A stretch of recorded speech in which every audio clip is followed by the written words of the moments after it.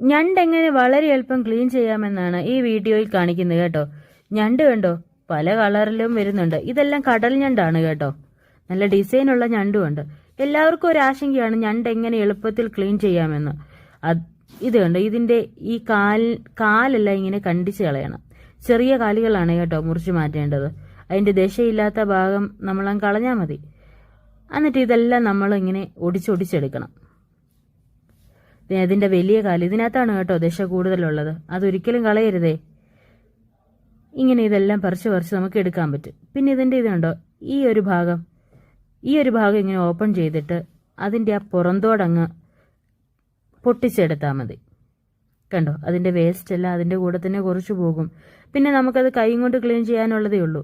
ഈ രണ്ട് ഭാഗത്തുമുള്ള ഈ പൂ പോലത്തെ ഇതും വേസ്റ്റ് ആണ് കേട്ടോ, അതും കളയണം. പിന്നെ ഇത് നന്നായി വൃത്തിയാക്കിയെടുക്കണം. ഇത്രയേ ഉള്ളൂ ഞണ്ടിന്റെ ക്ലീനിങ്. ഇത് നമുക്ക് 2-3 പ്രാവശ്യം നല്ല വെള്ളത്തിൽ കഴുകിയെടുത്താൽ കറി വെച്ച് ഉപയോഗിക്കാം. മീനിനെ കഴിഞ്ഞ് എന്ത് എളുപ്പമാണല്ലേ ഇത് ക്ലീൻ ചെയ്യാൻ. ഇത്രയേ ഉള്ളൂ കേട്ടോ.